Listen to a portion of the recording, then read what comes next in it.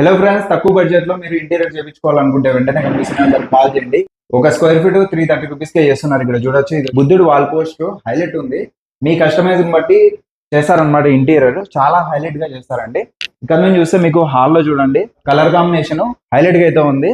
ఇంకా ఇక్కడ చూస్తే మీకు డబ్ల్యూపీసీ ప్యానల్స్ ఇక్కడ చూడొచ్చు.